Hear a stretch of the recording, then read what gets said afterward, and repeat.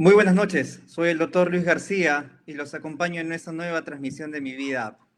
La epidemia está evolucionando de manera muy rápida y con ello el conocimiento que tenemos sobre este nuevo virus.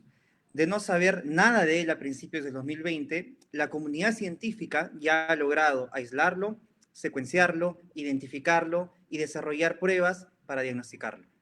Sin embargo, como sucede con toda nueva epidemia, sigue habiendo muchas incógnitas que se irán resolviendo a medida que ésta evolucione y a medida que los científicos logren entender más sobre el comportamiento del nuevo coronavirus.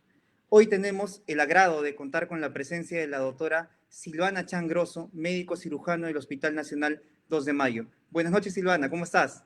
Buenas noches, gracias Luis.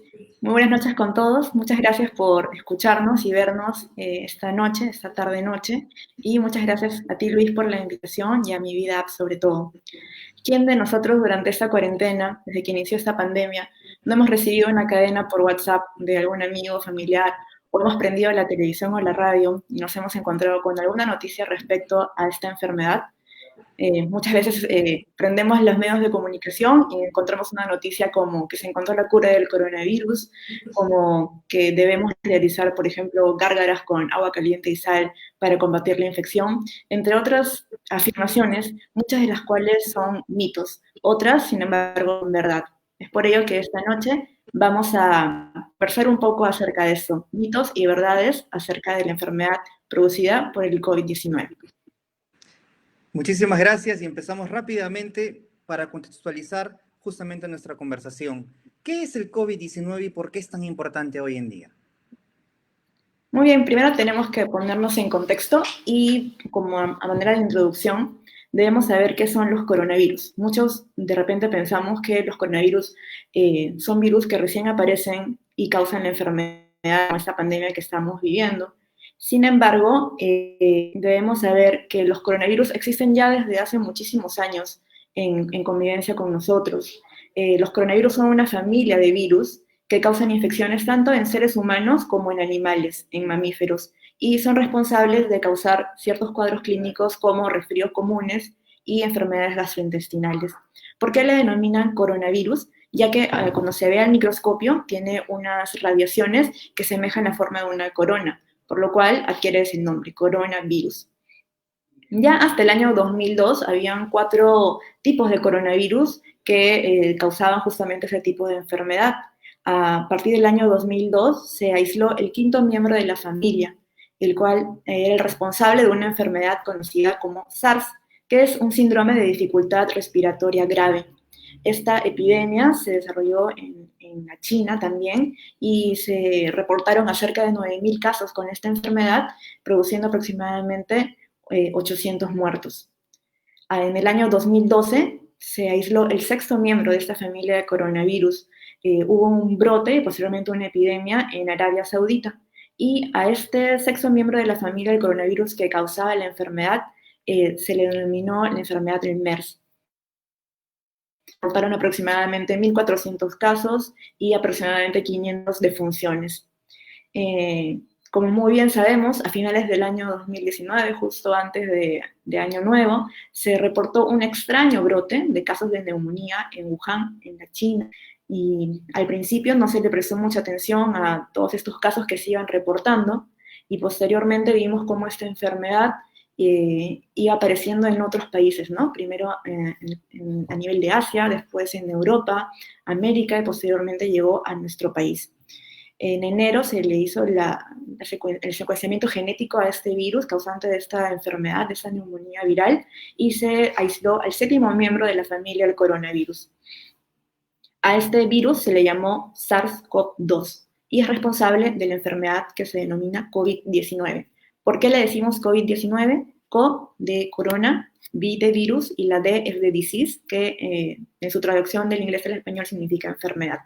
Y el 2019 es porque es el año en el cual se detectó por primera vez.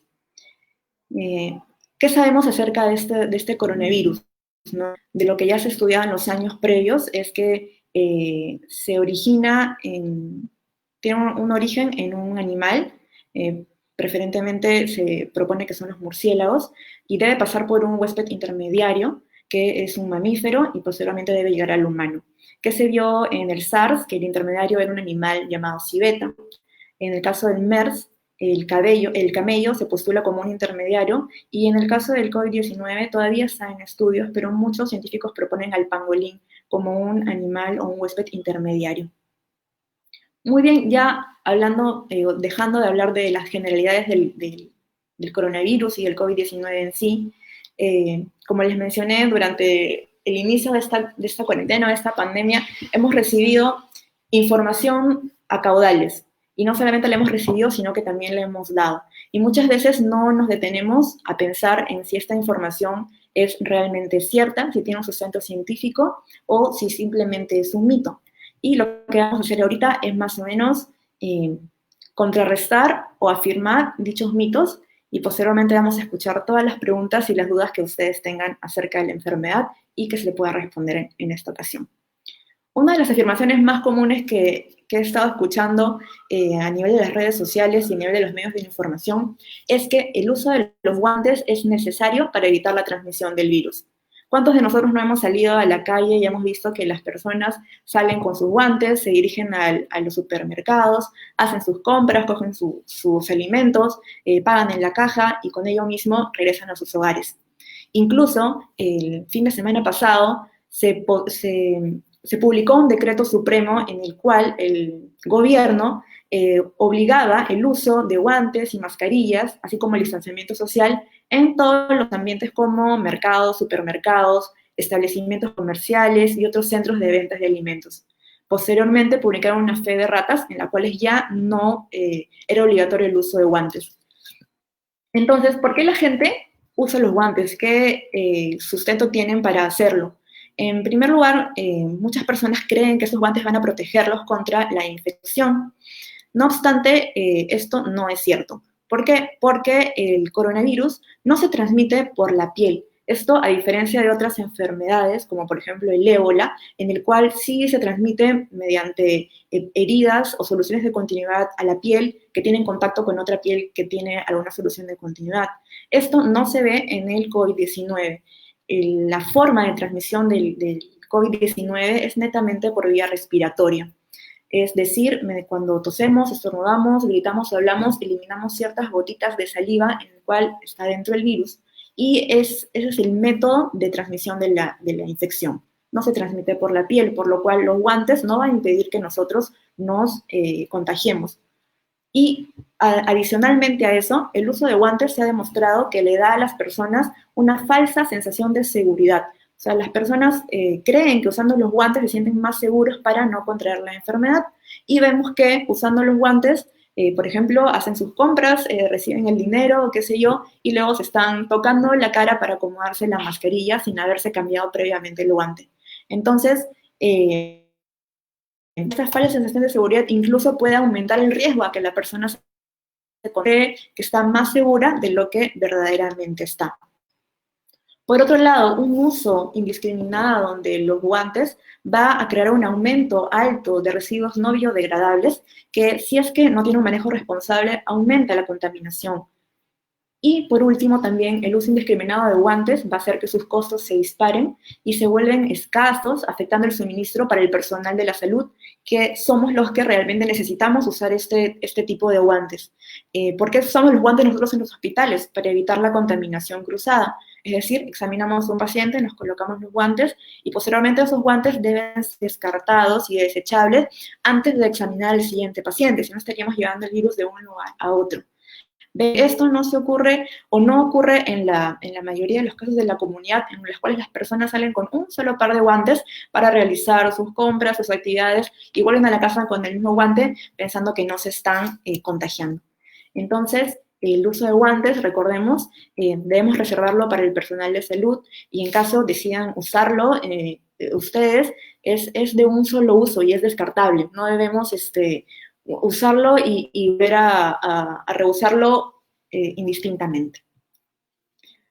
Hay otra afirmación que ha sido muy popular y muy en boga últimamente, que es que ya existen medicamentos que están aprobados para prevenir o para curar el coronavirus. y incluso muchos medios de comunicación publican que debemos comprar un kit para el coronavirus, ¿no? Hecho el diagnóstico, te compras tu kit de 3 medicamentos, te compras su paracetamol, la warfarina y la dexametasona y te vas a tu casa y con eso vas a estar súper bien. Recordemos que no, hasta la fecha no hay ningún medicamento que cure el coronavirus. Lo que sucede, más bien, es que se dan medicamentos para tratar los síntomas asociados al coronavirus. ¿Qué quiero decir con esto? ¿No? El coronavirus nos va a dar varias sintomatología, ¿no? Por ejemplo, fiebre. ¿Y qué nos puede ayudar contra la fiebre? El paracetamol.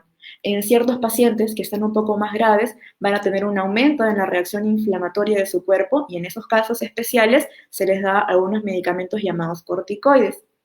Pero eso no debe ser estandarizado de rutina y darle a todos por igual, ya que los medicamentos también tienen efectos adversos que pueden dañar gravemente nuestra salud. Incluso se propuso hace un par de semanas que a todos los pacientes con el coronavirus se les debía dar una hora de medicamentos que consistían en hidroxicloroquina con acitromicina. Y inclusive lo que postulaban era que se debía tomar de manera profiláctica, es decir, a las personas que estaban en riesgo, por ejemplo, personal de salud, debían consumir estos 2 medicamentos para evitar infectarse. ¿Qué pasó luego? Luego se descubrió de que la combinación de estos 2 medicamentos tenía graves efectos en la salud. Y, por ejemplo, la hidroxicloroquina se demostró que los riesgos excedían incluso los beneficios en los estudios clínicos que se han hecho hasta el momento, como por ejemplo trastornos del ritmo cardíaco, que causa arritmias y alteraciones en el electrocardiograma, asimismo alteraciones a nivel de la retina.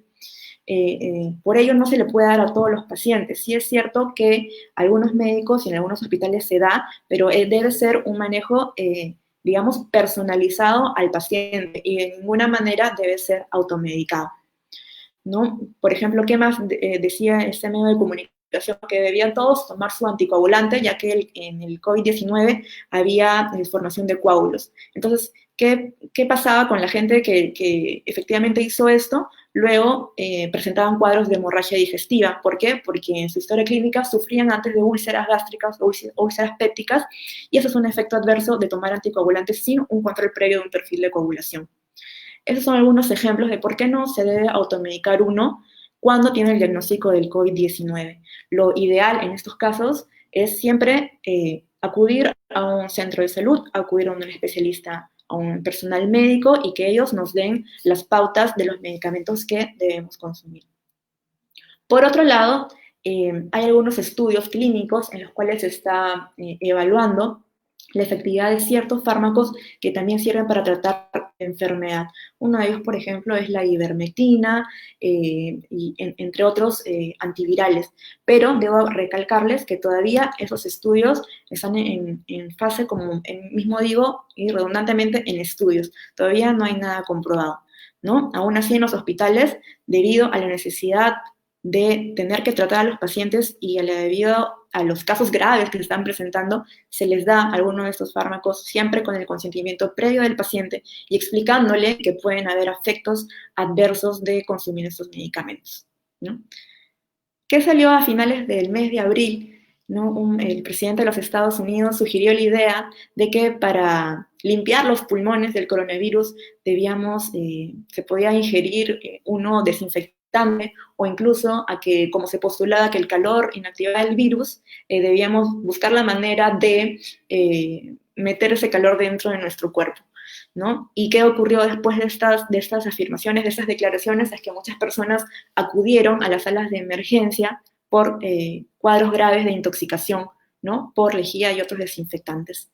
Entonces, el hecho de que pulverizar lejía u otros desinfectantes sobre el cuerpo o introducirlos sobre el organismo no protege contra el coronavirus, ¿no? No protege contra la enfermedad por el COVID-19. Esto es un mito.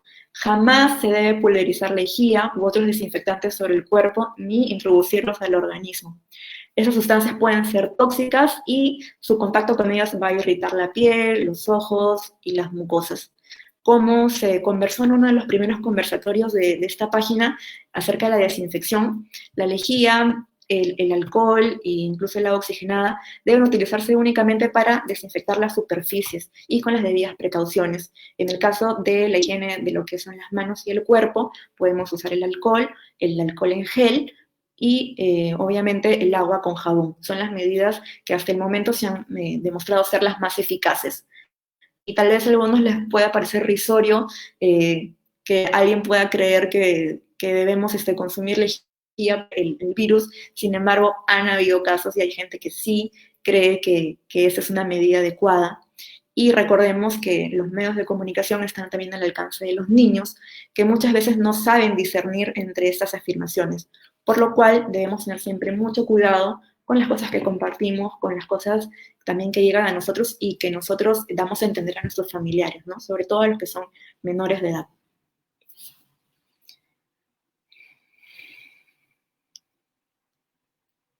El virus del COVID-19 puede transmitirse en zonas con climas cálidos y húmedos. Bueno, esta afirmación debo decirles que es verdad. Algunas veces al principio de esta pandemia se creía que era un mito, ¿no? Y decían, no, que el virus en ambientes cálidos y húmedos no va a transmitirse y no va a progresar la enfermedad. Sin embargo, hemos visto que esto no es cierto. El COVID-19 puede transmitirse en cualquier zona, incluido en los climas cálidos y húmedos. Por ello es que vemos con mucha tristeza que nuestros hermanos de Iquitos están gravemente afectados por esta enfermedad, siendo Iquitos un clima cálido y húmedo. Entonces, con independencia de las condiciones climáticas, el virus igual va a poder desarrollarse en ese ambiente, va a poder causar la enfermedad, y lo más adecuado en esos casos es adoptar las medidas de protección, ¿no? Tanto en un clima cálido como en un clima frío, y recordar que las medidas, para ser un poco redundantes y repetir lo que he dicho, las únicas medidas que se han demostrado en que evita la transmisión del virus es el lavado de manos, el distanciamiento social y la desinfección de las superficies para eliminar el virus que pueda en cualquier superficie. Hace poco también se publicó un estudio acerca de la presencia del virus en ciudades que estaban en altos niveles sobre el nivel del mar. Y aunque todavía no hay conclusiones ciertas o digamos que se cumplen al 100%, algunos investigadores demostraron que en algunas zonas donde había más de 3.000 metros sobre el nivel del mar, encontraron menos prevalencia o menos incidencia de la enfermedad. De todas maneras, esto aún no es una verdad del 100% y todavía debe estudiarse más a fondo, ¿no? Pero lo que sí debemos saber es que vivamos en el lugar que vivamos, debemos adquirir estas medidas de prevención contra la enfermedad. Una afirmación que me llegó también por cadenas, el WhatsApp, por varias personas, ¿no? Es que el hecho de poder contener la respiración durante 10 segundos o más sin toser o sentir molestias no significa que no tengamos la enfermedad por el coronavirus o cualquier otra enfermedad pulmonar. Esto es cierto, ¿no? ¿Qué es lo que nos decían? Aguantas la respiración 10 segundos. Y si es que tú estás tranquilo y no te falta el aire, quiere decir que tus pulmones están funcionando bien. Esto es también un mito, o sea, es verdad que aunque nosotros podamos aguantar eso, no quiere decir que no tengamos la enfermedad. Recordemos, y esto nos sirve también para tener en cuenta cuáles son los síntomas de la infección por el COVID-19. Básicamente son tos seca, cansancio, fiebre. Algunas personas pueden incluso no presentar síntomas. Quiero recalcar con ustedes en ese sentido que el 80% de las personas que tienen la infección por el coronavirus van a ser asintomáticos, es decir, no van a presentar ni fiebre, ni tos. A lo mucho, algunos mencionan que tienen un poco de febrícula, es decir, temperatura levemente elevada, cansancio o dolores musculares, pero más nada. Y ese es el 80%, la gran parte de personas que tienen la infección por el coronavirus. Un 15% van a presentar los síntomas respiratorios, ¿no? Como es tos seca, la fiebre, la falta de aire, síntomas gastrointestinales como náuseas, diarreas, vómitos. Y un 5%, que son el menos porcentaje, son los que van a presentar las complicaciones de la enfermedad, ¿no? Las formas graves, pacientes que van a desaturar, es decir, que su saturación de oxígeno, la cantidad de oxígeno que está en sus tejidos va a ser muy baja debido a una falla en los pulmones. Y esos son los pacientes que van a requerir hospitalización e incluso una cama en unidad de cuidados intensivos, ¿no? Entonces, hacer este tipo de, digamos, de maniobras en casa no te va a garantizar que no tengas la infección. Y la manera de saber si uno tiene el virus, además, obviamente, una correlación con los síntomas de la enfermedad, es someterse a una prueba de laboratorio. Para recordar, existen actualmente dos tipos de pruebas de laboratorio que nos van a decir, ¿no? Uno es la prueba rápida y el segundo es el PCR o la prueba molecular, ¿no? La prueba rápida, ¿en qué se basa esta prueba o cómo nos ayuda a detectar si tenemos la enfermedad? Es una prueba que se realiza en sangre, generalmente es un piquete en el pulpejo del dedo, sale un par de gotitas de sangre y lo que hace esta prueba es detectar si es que en la sangre se han desarrollado los anticuerpos contra la enfermedad. ¿Qué son los anticuerpos? Son unas células de defensa que nuestro organismo produce para contrarrestar la infección. Y hay dos tipos de anticuerpos o inmunoglobulinas, que es su sinónimo también. La inmunoglobulina M, que nos va a dar una idea de una infección aguda o reciente, y la inmunoglobulina G, que nos da una idea de una infección crónica o que ya ha pasado y que estamos en proceso de recuperación. Esa es la primera prueba que se usa y la que actualmente está más disponible en el Ministerio de Salud. Y la segunda prueba es la prueba molecular. ¿En qué consiste esta prueba? Es que mediante un hisopo se introduce a nivel de la nariz o a nivel de la boca para llegar a la orofaringe o a la faringe, y en este hisopo, al hacer un pequeño raspado, se van a encontrar pequeñas moléculas del ADN de este virus, y mediante una prueba que se denomina el PCR o reacción en cadena de la polimerasa, se va a ampliar este genoma y se va a estudiar en el laboratorio para ver si es que en la muestra que sacaron en el hisopado está presente o no el virus, ¿no? Entonces, hay dos maneras de saber que una persona está infectada. Uno, detectando directamente el virus mediante la prueba molecular, y dos, detectando la respuesta de nuestro organismo hacia la infección, ¿no? Y eso es mediante los anticuerpos. Entonces, esas son las únicas maneras de saber que tenemos la enfermedad. No creer en esos falsos rumores que nos dicen que debemos hacer un ejercicio o tal maniobra para estar seguros, ¿no? Eso debe quedar bastante claro. Otra afirmación: las vacunas contra la neumonía protegen contra el nuevo coronavirus. ¿Por qué se piensa que esto es cierto? Porque el Ministerio de Salud ha lanzado también bastantes campañas, especialmente a nivel de los profesionales de salud, para vacunarnos contra el neumococo, por ejemplo. Y debemos diferenciar las vacunas contra esas enfermedades de las vacunas contra el coronavirus 19. ¿No? Las vacunas contra el neumococo o contra el Haemophilus influenzae tipo B no protegen contra el nuevo coronavirus. El nuevo coronavirus es un virus nuevo, es diferente, para lo cual todavía no se ha desarrollado una vacuna en especial o específica. Todavía está en estudios, muchos científicos nos proponen que tal vez para fin de año puedan darnos algunas luces sobre esto. Pero las vacunas que se están realizando actualmente en el Ministerio de Salud no son contra el coronavirus, son contra las otras patógenos, en este caso bacterias, responsables de causar neumonía, pero no por neumonía por coronavirus. ¿Eso por qué? ¿Por qué vacunar a algo contra lo cual no es la enfermedad? Porque se ha visto que en muchos de los pacientes que requieren hospitalización y que son casos graves, a veces se complican teniendo infecciones sobreagregadas. Es decir, además de la neumonía atípica por el COVID-19, se le agrega neumonía por neumococo o por o producido por otra bacteria. Y es contra esas bacterias contra las cuales protegen estas vacunas. De tal manera que el paciente no se complica teniendo múltiples infecciones, lo cual puede tener un pronóstico desfavorable para ellos, ¿no? Otra afirmación muy común: el coronavirus solo afecta a personas de edad y no a las más jóvenes, ¿no? Eso es lo que nos han dicho muchos medios de comunicación, que solo las personas de edad mayor a 60 años son los que están propensos, por lo cual son ellos los que se les debe proteger. Bueno, esto es también un mito. El coronavirus no distingue entre edad, entre raza, entre género y entre estatus socioeconómico. Va a afectar tanto a personas mayores como a personas jóvenes. Lo que sí tenemos que tener en cuenta de esta afirmación es que las personas mayores van a tener más riesgo de complicarse.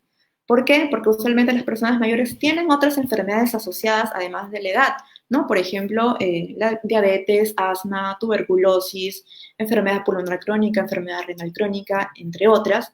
Y además, debido a la edad, las defensas o el sistema inmune no es el mismo que una persona joven.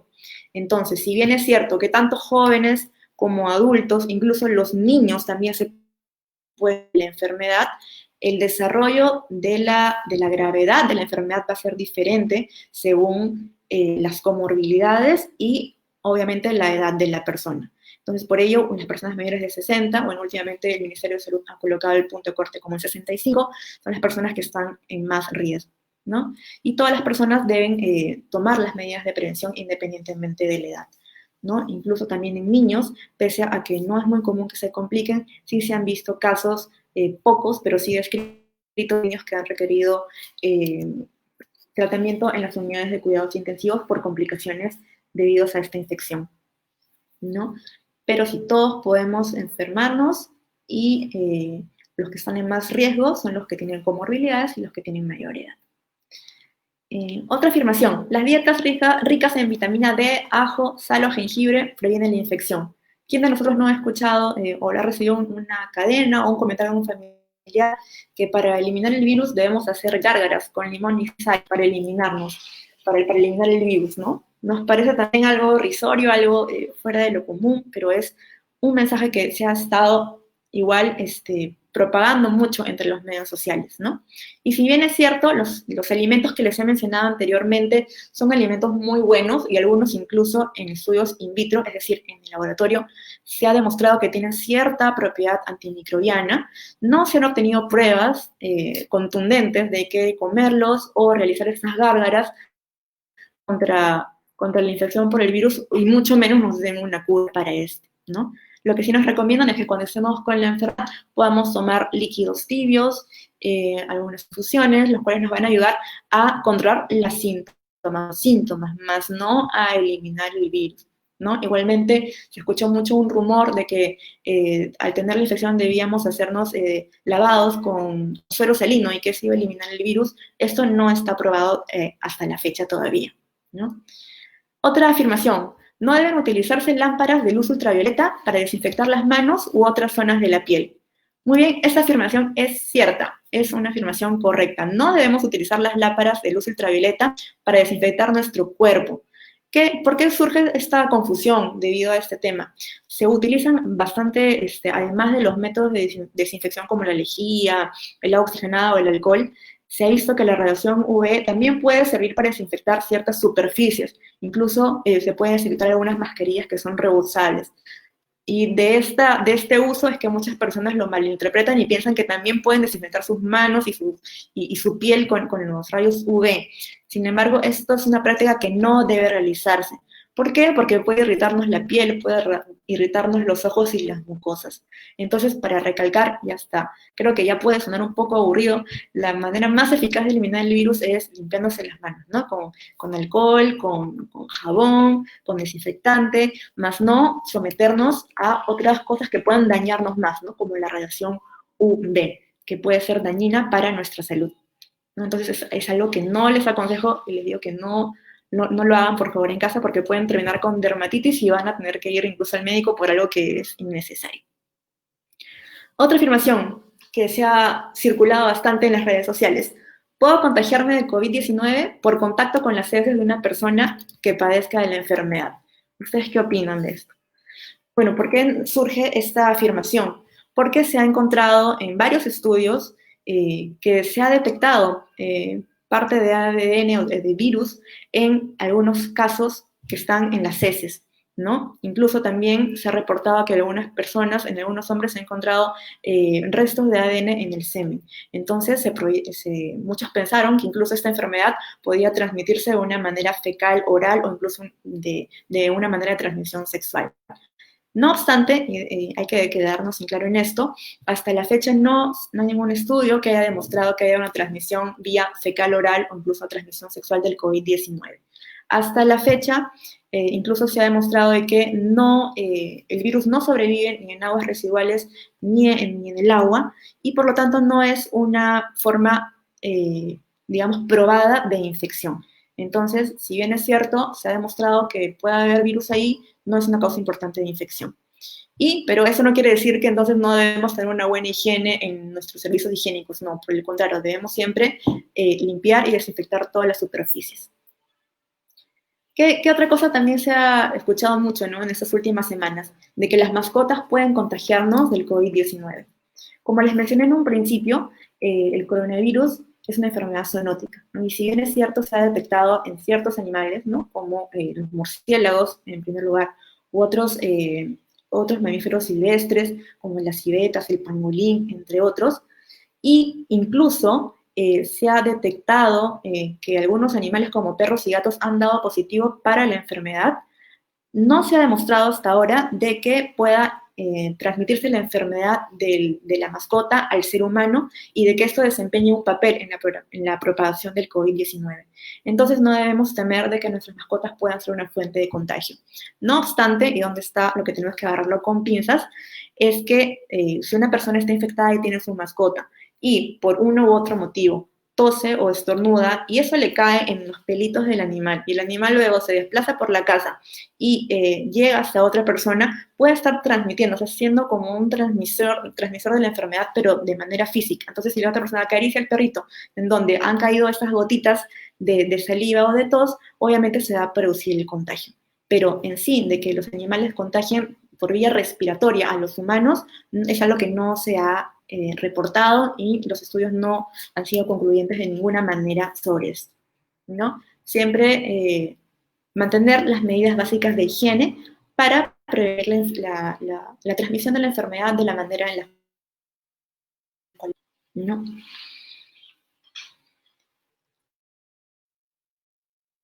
Pues, ¿puedo volver a infectarme? Esa es una pregunta muy interesante, ¿no? Como les mencioné hace poco, recién estamos conviviendo con el COVID-19 desde casi finales de diciembre del 2019, es decir, tenemos 5 meses que estamos conociendo y conviviendo con este virus y viendo cómo se transmite, cómo se comporta y cómo es que las personas pueden infectarse de este virus. Todavía carecemos de estudios a largo plazo que nos digan que si es que una persona se infecta, por ejemplo, a la fecha del coronavirus y de acá a 6 meses o un año puede volver a infectarse, no sabemos si es que esto pasará o no, ya que no tenemos estudios a largo plazo. Recordemos que hay infecciones que pueden causar inmunidad, es decir, las defensas, de dos maneras. Una que es una inmunidad permanente y una que es una inmunidad no permanente. ¿A qué me refiero con esto? Por ejemplo, cuando a un niño o a una persona le da una infección por el sarampión o por la varicela, y una vez que el niño ha desarrollado la enfermedad y se ha curado, ya no lo vuelve a desarrollar en la adultez. Y en eso se basan las vacunas que se dan contra esas infecciones. Sin embargo, existen otros tipos de infecciones, como por ejemplo el virus de la influenza, en las cuales, si ustedes bien recuerdan, nos tenemos que vacunar anualmente. ¿Por qué? Porque el virus cambia, muta y varía su genotipo y nos podemos volver a infectar por la influenza. ¿Cómo se comportará el coronavirus en un futuro? Aún no lo sabemos. Todavía tenemos muchos estudios y mucho por decir y mucho por investigar aún. Y otro punto importante de esto es, se habló mucho y se discutió también en varios otros países acerca de los pasaportes de inmunidad, ¿no? En el contexto del COVID-19. ¿Qué nos trataban de decir con esos pasaportes de inmunidad? Se basaban en que las personas que salían positivos en su prueba de anticuerpos, específicamente el IgG positivo para el coronavirus, quería decir que ya habían pasado la enfermedad, que se habían curado y que por tanto, si estaban ellos sanos, es que habían vencido la enfermedad y podían volver a trabajar, a ser útiles en su vida diaria y a reactivar de cierta manera la economía. ¿Qué se vio con este tipo de idea o esta propuesta de los pasaportes de inmunidad? Que incluso mucha gente, por querer ser productiva en su vida laboral, se exponía deliberadamente, o sea, a propósito, para contraer la enfermedad y así desarrollar la inmunoglobulina G y poder con eso salir a trabajar o incluso viajar. También, ¿qué más se vio en el contexto de esos pasaportes de la inmunidad?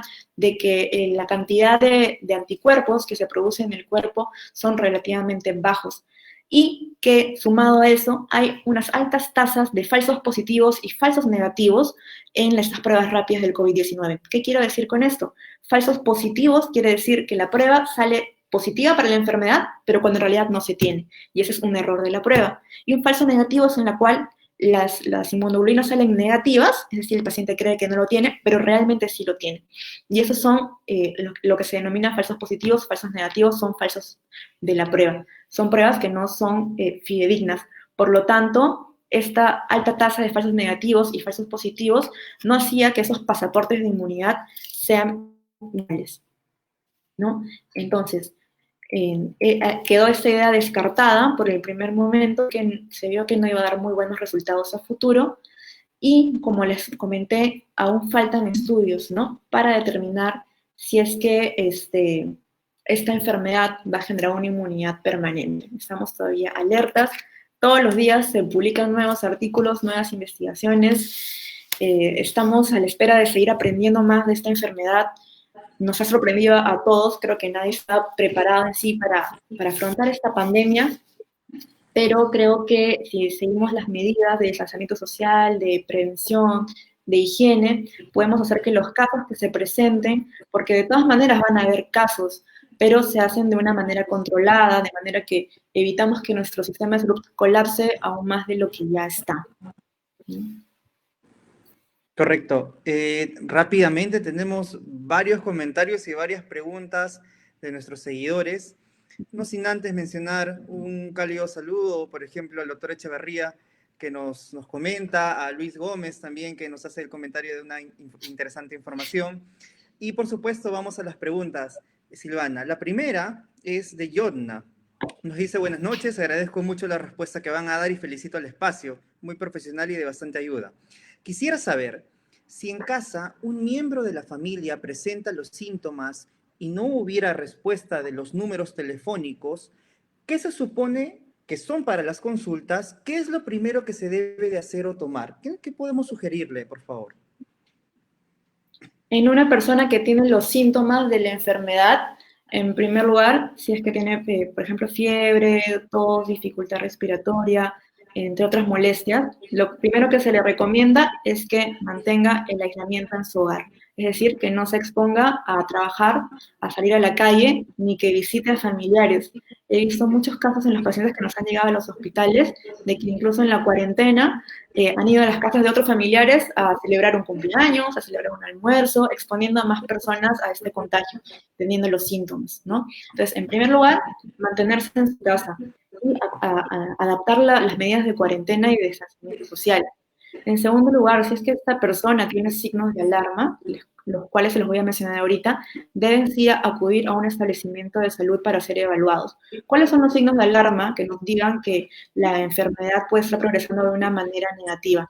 Uno, que tengamos fiebre persistente. ¿Qué es una fiebre persistente?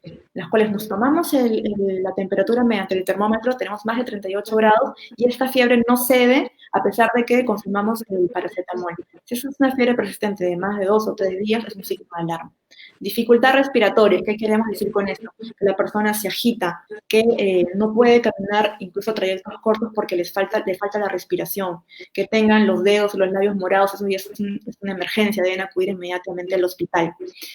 Solamente esas condiciones con los signos de alarma, otros también, por ejemplo, que tengan confusión, que noten que el familiar que estaba con esta enfermedad tenga trastorno de la conciencia o el sensorio, que no se ubique, que no reconozca a sus familiares. Esas son emergencias médicas y se debe acudir a un establecimiento de salud.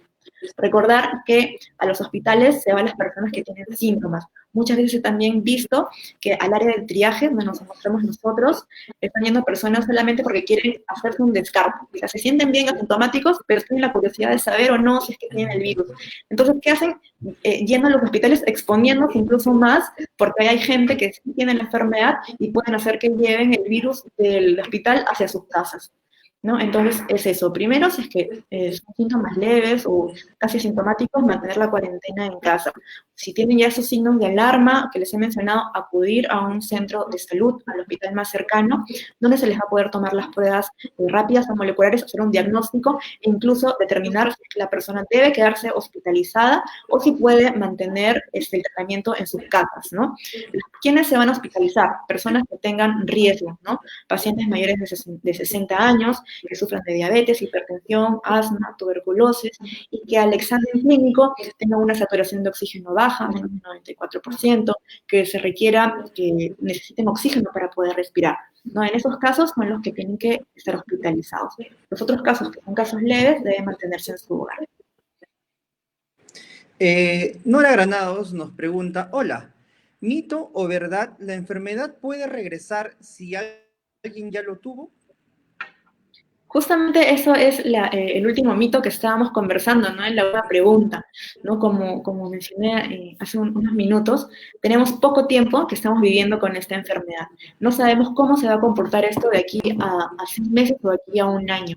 Es probable que de repente esta enfermedad se comporte como el virus de la influenza, ¿no? Que nos podemos volver a reinfectar y necesitemos una vacuna que se repita cada cierto tiempo. Entonces, para hablar a largo plazo de regresar o no a la enfermedad, nos faltan aún estudios concluyentes.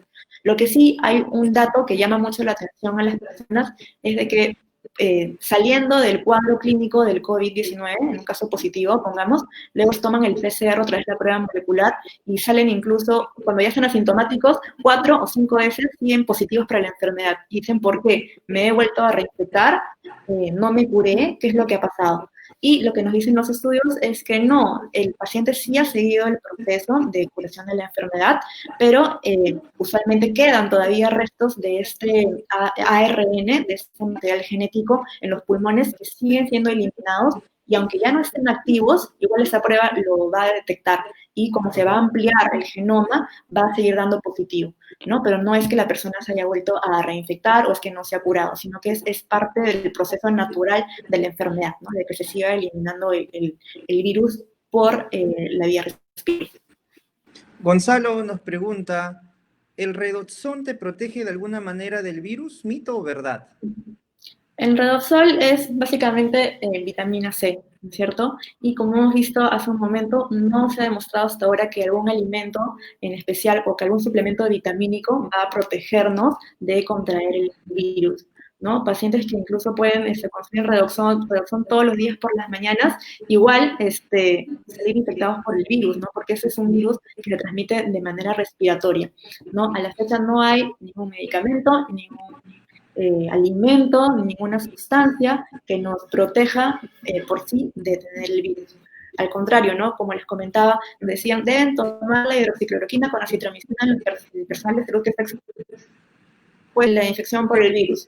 Y muchas personas, al que eso es cierto, se sienten protegidos de cierta manera y esta falsa sensación de protección que tienen los va a hacer a que desprotejan más en sus medidas de aislamiento, de higiene o de uso de mascarillas, ¿no? Porque sienten que por haber tomado esto ya están, digamos, protegidos contra la infección, lo cual no es cierto, no debemos descuidarnos, ¿no? Lo que sí es cierto es que debemos alimentarnos bien, ¿no? Porque sabemos que una buena alimentación va a aumentar obviamente nuestras defensas y nuestro sistema inmune, pero no hay un alimento en especial o específico que demuestre que sea por sí solo necesario para protegernos o prevenirnos de contraer la infección.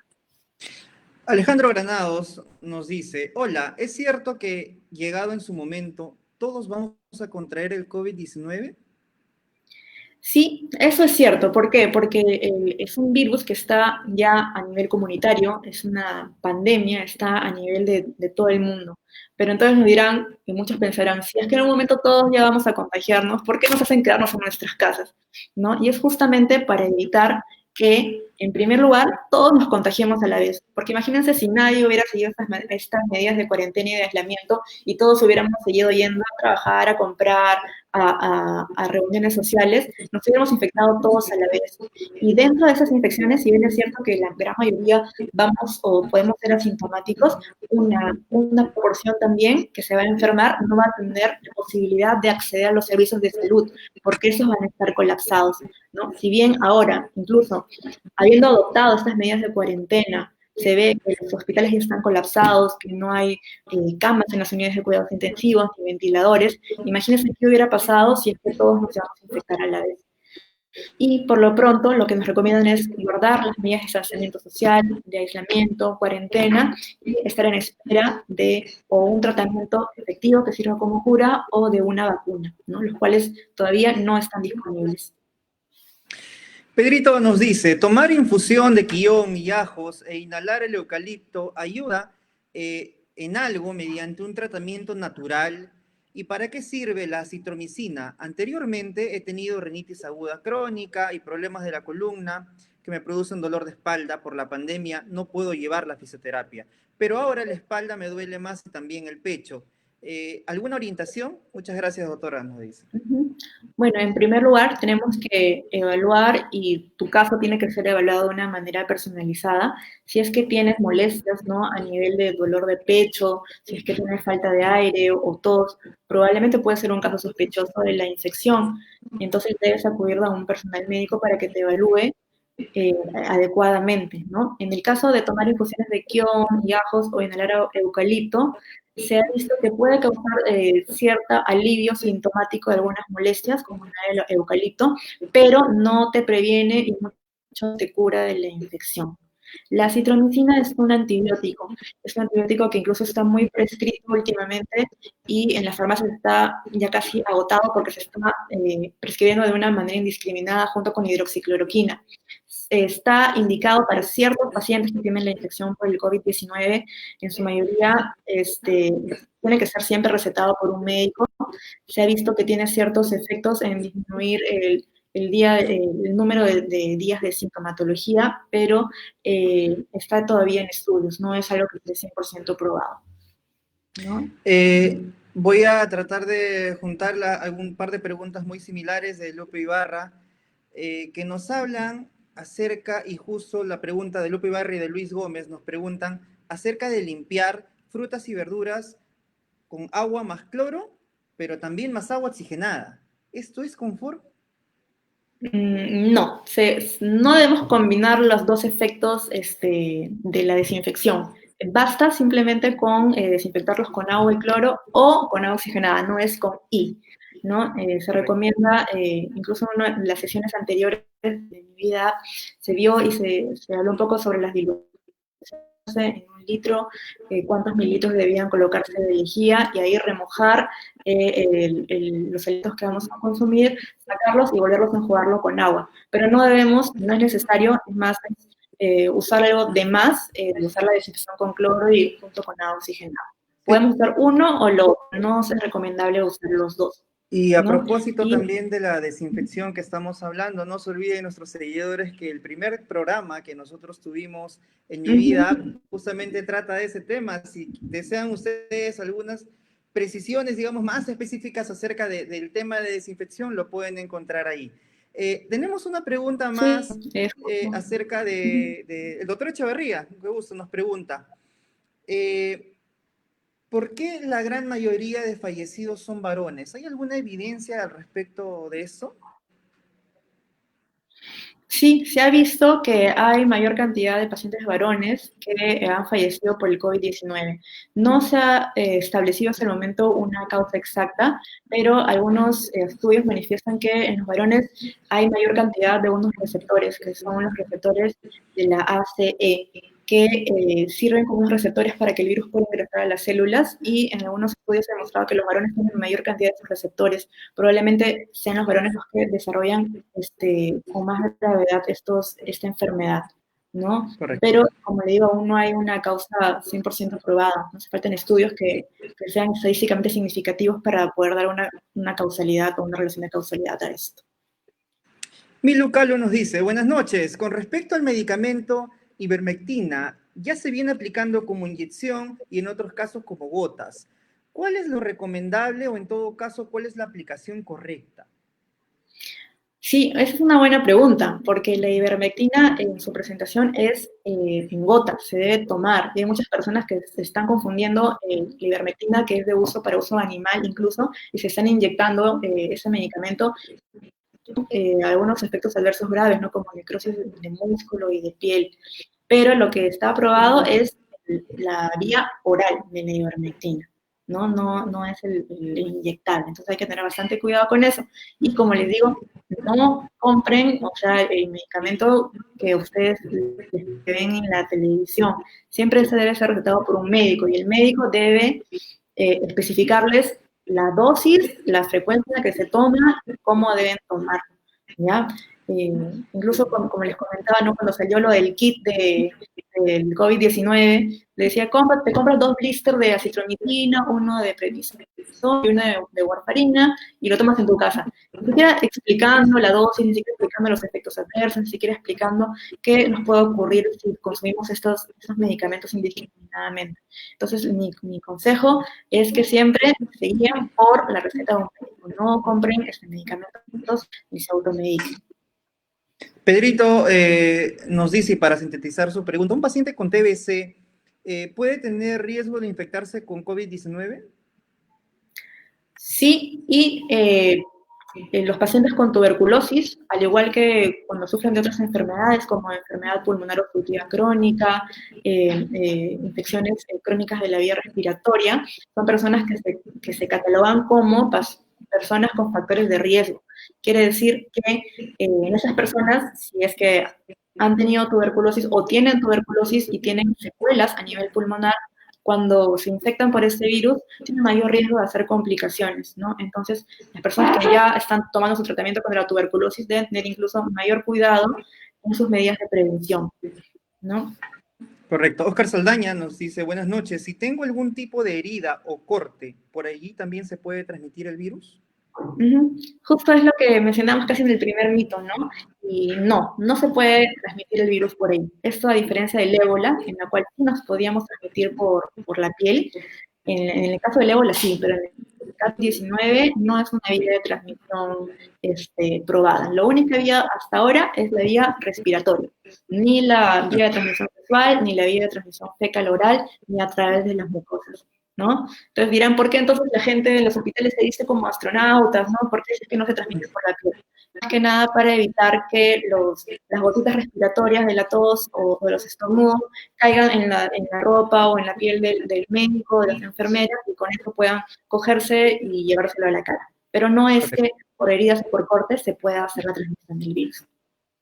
Y Margarita nos dice, gracias doctora Silvana, excelente información. ¿La displasia severa es un factor de riesgo? La displasia severa no es actualmente considerado un factor de riesgo, ¿no? Los factores de riesgo que están ahorita catalogados dentro del Ministerio de Salud son, como les mencioné, la diabetes, la hipertensión, asma, tuberculosis, cáncer u otros estados de inmunosupresión, ¿no? Por ejemplo, los pacientes que tienen una neoplasia y consumen esos medicamentos que están inmunosuprimidos, ¿no? En el caso de la displasia, no está contemplado como un factor de riesgo por sí. Correcto. Ernesto Grosso nos dice, buenas noches, ¿quedan secuelas a los que ya superaron la enfermedad? Sí, se ha visto que los pacientes que ya han superado la enfermedad, su pulmón no va a ser el mismo que el que era previamente, ¿no? Pero este grado de secuela va a ser diferente en cada tipo de pacientes, ¿no? En algunos pacientes va a quedar solamente como una inflamación o como una herida leve, en otros pacientes incluso pueden tener algunas secuelas más graves, ¿no? Como fibrosis pulmonar, que son cuadros que a la larga van a requerir oxígeno de por vida. Pero como les digo, no es un estándar, no es 100% para todos el mismo tipo de secuela que van a tener. Cada caso debe individualizarse y, por supuesto, deben seguir un control después de que ya han superado la enfermedad para ver cuál es el tipo de secuela que ha quedado a nivel pulmonar, ¿no? Cuál difiere de paciente en paciente. Correcto. Leticia Vargas nos dice, buenas noches doctora, he escuchado que si se toma agua caliente se elimina el virus. Sí, justo es también un mito bastante común, por lo que puedo ver. No se ha demostrado que tomar agua caliente elimine el virus. Hasta ahora no hay ningún alimento, ninguna medicina que cure del coronavirus, ¿no? Sí se nos recomienda tomar líquidos tibios para eliminar o para mejorar un poco las molestias que tenemos a nivel de la inflamación, pero el agua caliente no va a eliminar el virus. Al igual que, por ejemplo, las bebidas alcohólicas, como pensaba la gente, no, como el alcohol mata el virus, entonces voy a tomar bastante alcohol para poder eliminarlo, pero eso no es cierto. No, hasta ahora no se ha demostrado que estas sustancias eliminen o prevengan de contraer la infección. Y por último, apelando a tu generosidad, Silvana, César Antonio nos dice, ¿el agua ozonizada sirve para desinfectar manos y alimentos? ¿Habrá alguna evidencia al respecto? El agua ozonizada Me parece que todavía no se ha demostrado que desinfecte las manos. Lo que sí es el agua oxigenada. No sé si se referirá a lo mismo. Pero el agua oxigenada es para limpiar lo que son las superficies, ¿no? En cuanto a lo que son manos y cuerpo, es solamente alcohol, el agua y agua y jabón y alcohol en gel, ¿no? Para lo que es superficies se recomienda la lejía, el agua oxigenada y también el alcohol, ¿no? Y Correcto, los alimentos también pueden desinfectarse con lejía y también con una dilución con agua oxigenada. correcto. Pedirte, por favor, recomendaciones finales para todos nuestros seguidores que nos vienen escuchando tan atentamente. Bueno, 3 mensajes finales que quiero que se lleven a casa. El primer mensaje es que, uno, no crean todo lo que ven en internet o que escuchan en los medios de televisión o en la radio. Siempre deben tratar de buscar una fuente confiable, una fuente de preferencia que sea con sustento científico, y si es que no tienen acceso a eso, siempre preguntar con un especialista, ¿no? El primer consejo es eso, no creer todo lo que escuchamos y tampoco transmitir todo lo que nos llega. Debemos tener cierto filtro en la información que nosotros recibimos y compartimos con los demás, porque esto se vuelve una cadena. Recordemos que es muy fácil transmitir información en estos tiempos. El segundo consejo que quiero decirles es que no se automediquen. Si tienen alguna molestia o algún síntoma o alguna preocupación, deben siempre acudir a un profesional de salud. Incluso el tema de automedicarse puede ser muy grave y puede incluso ser mortal para algunos pacientes y personas que lo hacen de manera indiscriminada sin saber qué es lo que están consumiendo, sin saber cuáles son sus antecedentes, sin saber sus factores de riesgo, sin saber las interacciones medicamentosas que cada medicamento tiene. Entonces, esa es mi segunda recomendación. Y mi tercera recomendación es que sigan adoptando las medidas de distanciamiento social, de la cuarentena y el aislamiento, en este caso. Debemos proteger a las personas que están más vulnerables. Creo que en cada familia tenemos a alguien que tiene alguno de esos factores de riesgo y no podemos exponer a nuestros familiares a que contraigan esta enfermedad, ¿no? Mantengámonos en casa, mantengámonos, y en casos sumamente necesarios que tengamos que salir, hacerlo siempre con las medidas preventivas y guardando siempre la distancia social. Silvana, ¿cómo podemos ubicarte en redes sociales, por favor? Bueno, para cualquier consulta, cualquier duda, pueden comunicarse directamente a través de esta aplicación, Mi Vida App. Van a hacernos llegar las dudas, los comentarios y los ayudaremos de la mejor manera posible. Y a nuestros seguidores, los invitamos dentro de muy poco a nuestra fotografía grupal mediante Zoom y a conocer también parte de este equipo profesional que ciertamente entrega todos sus conocimientos con el único objetivo de que nuestra población cada vez pueda estar mucho más cuidada. Te agradezco desde ya por la disposición, por el tiempo y por todos los conocimientos, Silvana, que has compartido el día de hoy con nosotros y hasta una nueva oportunidad. Muchas gracias. Muchas gracias a ustedes. Cuídense.